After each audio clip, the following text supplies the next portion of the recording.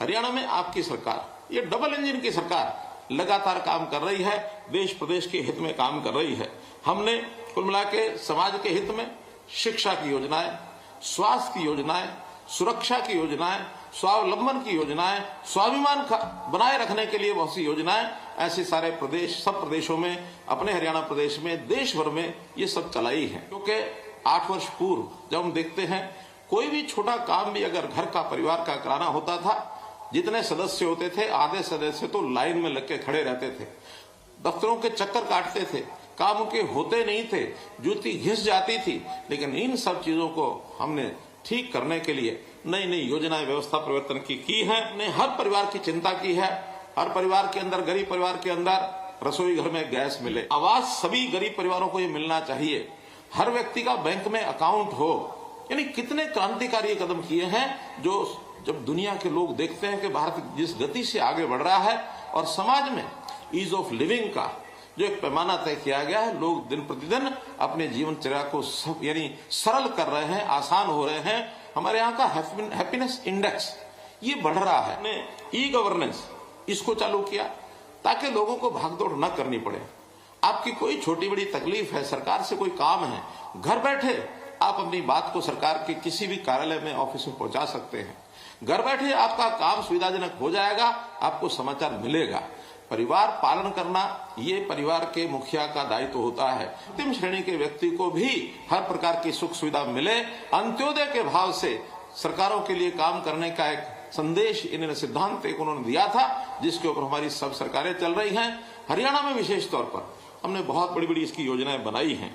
हमने परिवार पहचान पत्र, इसके अंतर्गत सब परिवारों को उसका डाटा इकट्ठा किया है ताकि कोई व्यक्ति अगर उसकी आवश्यकता है उसको आना ना पड़े। हमारे पास डाटा है, हम सरकारी सेवाएं गरीब के हित के लिए उसके घर में जाकर के दें, उसकी आवश्यकता के हिसाब से, और हम उसका यानी समस्या का हल करें। डिमांड के हिसाब से नहीं करें। डिमांड तो बहुत लोग कर पाते हैं, बहुत लोग अपनी बात को आगे बढ़ा भी नहीं पाते हैं, उनके पास इतनी योग्यता, क्षमता भी नहीं होती, वो अपने घर बैठे मायूस बैठे रहते हैं। लेकिन हम घर घर जा करके और ऐसी सारी चीजों का और उनको लाभ पहुंचाएंगे, ये हमने तय किया है। नौकरियां, जो इस प्रदेश में नौकरियों का जो इतिहास, नौकरी बिकने का इतिहास, यानी लोग जो हैं कभी भी नौकरी प्राप्त करने के लिए नेताओं के चक्कर काटते थे, अधिकारियों से साठगांठ करते थे, पैसा खर्च करते थे। तो इस प्रकार की सब बीमारियों से हमने छूट दिलाई है कि योग्यता के आधार पर नौकरी मिलेगी। और योग्यता का पैमाना ये यही है कि हर व्यक्ति का टेस्ट में जो उसकी नंबरिंग है, उसका योग्यता है, उसका जो पैमाना है, उसके हिसाब से उसको नौकरी मिले, न कोई पर्ची न खर्ची। इस प्रकार से हमने काम किया। ट्रांसफर जो करते थे ये भी एक उद्योग बना हुआ था। कोई भी सरकारी नौकरी में चाहता है हर व्यक्ति कि मैं अपने घर के नजदीक आ जाऊं, पैसा खर्च करके और लोग सिफारिशें लगा करके और ये ट्रांसफर कराते थे। हमने सब बंद कर दिया। ऑनलाइन ट्रांसफर पॉलिसी, उसकी सीनियोरिटी कितनी है, आयु कितनी है, उसके हिसाब से जो नजदीक से नजदीक स्थान पर वो जा सकता है उसको वहां पहुंचाया है।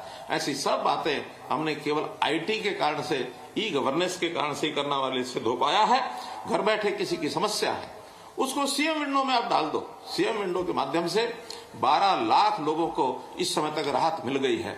हर वर्ष 1-1.5 लाख लोग जो है उसमें बढ़ते हैं ताकि एक समस्या का हल घर बैठे उस व्यक्ति का हो जाए। ऐसे सीएम विंडो की योजना भी हमने दी है। हमने गरीब परिवारों के, उनके एक एक व्यक्ति को रोजगार देने के लिए रोजगार मेले लगाए। अभी तक लगभग 800 मेले लग चुके हैं। 1.5 लाख परिवार उसमें आ चुके हैं। बहुत अभी बाकी है। 7 लाख ऐसे परिवार हैं जिनकी वार्षिक आय 1 लाख रुपया साल से भी कम है। हम उनको सबको बुलाएंगे और सबको आह्वान करेंगे कि कुछ ना कुछ काम करिए, कुछ अपनी आय बढ़ाएं। सबको हम 1,80,000 से ऊपर कैसे ले जा सकते हैं, ये हमारा टारगेट है। और 1,80,000 से ऊपर जाने का मतलब कि हर परिवार की कम से कम 15,000 रुपया महीना ये अगर आय होती है तो अपने घर का सामान्य काम काज वो कर सकता है। हाँ, कुछ विशेष काम ऐसे होते हैं जिसके अंदर उसके ऊपर भारी वजन पड़ता है, आर्थिक, मकान बनाना है वो नहीं बना सकता है। प्रधानमंत्री आवास योजना के अंतर्गत योजना बनाई, हमने लाखों मकान उसमें दिए हैं। अभी और लोगों का भी हम और सर्वे कर रहे हैं। उस सर्वे में जिनके अपने मकान नहीं हैं, अलग से एक प्रदेश की योजना बनाएंगे, मुख्यमंत्री आवास योजना, जिसके अंतर्गत वो सारे लाभ जितने दिए जा सकते हैं, आसानी से मकान व्यक्ति को मिल जाए, हर सिर के ऊपर उसकी छत हो जाए, ये योजना हम बना रहे हैं। हर परिवार का, उस गरीब परिवार का बच्चा, उसकी पढ़ाई ठीक हो जाए, स्कूलों में उनकी फीस माफ कर रहे हैं। यहां तक अगर ऐसे गरीब परिवार के बच्चे, मानो सरकारी स्कूल उसको उपलब्ध नहीं है, अच्छा स्कूल, कहीं प्राइवेट में भी पढ़ना चाहेगा तो फीस सरकार देगी। हमने सरकार की ओर से वो फीस भी तय की है कि इस प्रकार के बच्चों के लिए, गरीबों के लिए, और ये फीस सरकार की ओर से तय है। बहुत सरकारी प्राइवेट स्कूल भी उसमें आगे आ रहे हैं, जो कहते हैं इस योजना में, और हम चिराग योजना में हम शामिल होना चाहते हैं। गरीब परिवार का बच्चा, बालक, नौजवान, बूढ़ा, बुजुर्ग, महिला, पुरुष, कोई बीमार हो गया, उसके इलाज के लिए प्रधानमंत्री जी ने आयुष्मान भारत योजना चलाई कि 5 लाख रुपए की स्वास्थ्य बीमा योजना की वो देंगे, और वो दे रहे हैं। लेकिन उसके बाद भी हमें ध्यान में आया कि इसमें बहुत परिवार बच गए हैं। हमने अपनी योजना चलाई और चिरायु हरियाणा के नाम से बचे हुए, पहले 15 लाख रजिस्टर्ड थे और 13-14 लाख रजिस्टर किए, 28,89,000 परिवारों को अब ये योजना का लाभ मिलेगा, चाहे वो चिरायु योजना हो या आयुष्मान भारत योजना हो। 5 लाख रुपए का स्वास्थ्य बीमा। अब एक विषय और ध्यान में आता है कि अगर हम बचपन से ही नागरिकों का, सबका एक वार्षिक एक स्वास्थ्य परीक्षण, हेल्थ टेस्ट, ये कराना शुरू कर देंगे तो बीमार होने से पहले ही व्यक्ति का पता लगेगा कि इसमें कोई बीमारी आने की संभावना है, उसको ही वहीं पर रोका जा सकता है। ये कार्यक्रम भी निरोगी हरियाणा के नाम से शुरू करा दिया गया है। साल में हर नागरिक का एक बार स्वास्थ्य परीक्षण हो। पहले चरण में जो हमारे बीपीएल के 1,80,000 तक के परिवार हैं, जो मैंने बताया 29 लाख परिवार हैं, 1.25 करोड़ ये जनसंख्या बनती है। 1.25 करोड़ सब लोगों का परीक्षण होगा। जो स्वस्थ आदमी हैं उनका भी परीक्षण इसके अंदर जरूर होगा। परिवार पहचान पत्र में जो मैंने देखा है, 1,96,000 परिवार ये सैनी समाज के पूरे हरियाणा में है, और इसमें आबादी 8,08,000 ये उसकी आबादी है, जिसके अंदर अगर प्रतिशत के हिसाब से देखा जाए तो सबसे ज्यादा 30% वो विद्यार्थी हैं, स्टूडेंट हैं।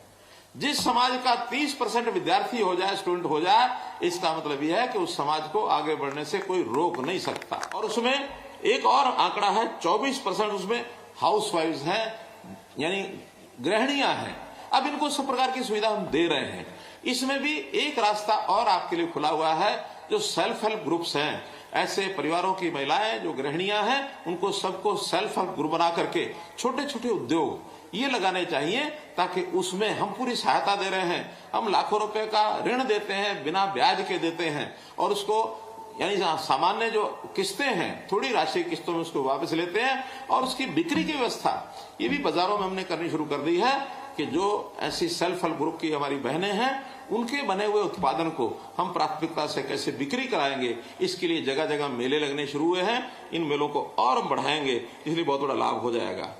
अपने यहाँ अगर बेरोजगारी की बात करते हैं तो मात्र 4% ऐसे हमारे जो युवक हैं वो बेरोजगार हैं।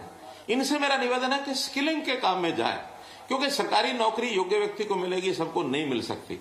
फिर उनको अगर स्किलिंग में जाते हैं, कुछ ना कुछ हुनर सीख करके अपना काम करें, कहीं प्राइवेट नौकरी करनी है वहां करें, या कोई ना कोई ऐसा छोटा मोटा उद्योग लगा करके जीवन यापन को आप आगे कर सकते हैं। लेकिन बहुत सामान्य है, 4% बहुत अच्छा एक जिसको कहना चाहिए हमारे समाज की स्थिति है। 6 से 7% बेरोजगारी तो बहुत देशों में, प्रदेशों में स्थिति तो रहती है। आपके समाज की केवल 4% है, बहुत अच्छी बात है। तो मेरा तो इतना ही कहना है कि हम इस अपने समाज को कैसे आगे बढ़ाएं। एक आंकड़ा और मैं आपसे निवेदन करूंगा, जो भी हमारे नेता हैं समाज के, उनको ध्यान करना चाहिए कि जिनकी पारिवारिक आय 25,000 से भी कम है, हालांकि कुल परिवार 1,96,000 बताए हैं मैंने, लेकिन 1,200 परिवार समाज के ऐसे भी हैं जिनकी आय सालाना 25,000 से भी कम है। इसलिए हम उनको पहचान करके उसकी आय को हम कैसे बढ़वा सकते हैं, क्योंकि ऐसे लोगों को परामर्श देना पड़ता है। अगर कुछ परामर्श देंगे, कुछ सहायता करेंगे, कुछ ना कुछ आगे बढ़ने के लिए सरकारी योजनाओं का लाभ वो कैसे ले सकते हैं, काम करने वाला आदमी कैसे आगे आए, तो ये हर परिवार की हम चिंता करेंगे। तो आप समाज के जिम्मे, नेताओं के जिम्मे है कि इन 1,200 परिवारों को संभालें, ताकि इनकी परिवार की आय ये अच्छी हो जाए। देश के बच्चों को पढ़ाई के लिए जो ऋण देने की बात है, विदेश में भी पढ़ाई के लिए वो भी एक योजना है। तो मैंने बताया कि बहुत सी योजनाएं हैं। मैं तो कुल मिलाकर अब इतना ही आपको कहना चाहूंगा कि हमारी जो डिमांड्स हमने रखी हैं, मेरे पास बहुत सी डिमांड्स आई हैं, चाहे वो हिसार से आई हो, कराल से हो, पानीपत से हो, कुरुक्षेत्र से हो। वहां जब जाना होगा, मिलना होगा, तो आपके नेताओं के साथ बैठ करके वो सारी बातचीत की जाएगी। मुख्यमंत्री के पास, मंत्रियों के पास एक डिस्क्रिशनरी कोटा होता है। उस कोटे में सामान्यतः हम योगदान कुछ ना कुछ जरूर देते हैं, लेकिन मैं तो इतना कहूंगा कि आपके इस संस्थान को बढ़ाने के लिए, शुरू करने के लिए प्रारंभिक योगदान इसकी मैं घोषणा कर रहा हूं। और मैं अकेले अपनी तरफ से भी नहीं, तो हमारे सरकार के साथ जुड़े हुए साथी हैं, मैं उनकी ओर से भी, क्योंकि उनसे मेरी बात हो गई है, उनका कि हमारे नाम से भी आप घोषणा कर देना। तो आज 31 लाख रुपया तो मुख्यमंत्री के नाते से मेरे कोष में आएगा, मेरे कोष से आएगा, और 11 लाख रुपया डॉक्टर कमल गुप्ता जी की ओर से आएगा, 11 लाख रुपया हमारे डिप्टी स्पीकर उनकी ओर से आएगा। तो ऐसे 53 लाख रुपए की घोषणा इस सभा में, और मैं इस कॉलेज के शिक्षा संस्थान जो है उसके लिए करता हूं। जाति पाति से ऊपर उठ करके समाज के कुछ वर्ग जो लाचार वर्ग है, ऐसे लाचार वर्गों को और हमको कैसे आगे बढ़ाना है, उनकी सहायता करनी है, उनकी शिक्षा करानी है, स्वास्थ्य में उनका लाभ कराना है, उनको रोजगार दिलाना है। एक एक परिवार की, एक एक व्यक्ति की हम लोग चिंता करेंगे। उसमें जरूर मैं समझता हूं कि सरकार के साथ आप भी भागीदार हों, क्योंकि जैसा मैंने कहा, सबका साथ, सबका विकास, सबका प्रयास, सबका, इस प्रकार से एक प्रयास करते हुए और विश्वास पूर्वक आगे बढ़ने का काम करेंगे। इतनी बात कह करके बहुत बहुत धन्यवाद, बहुत बहुत आभार।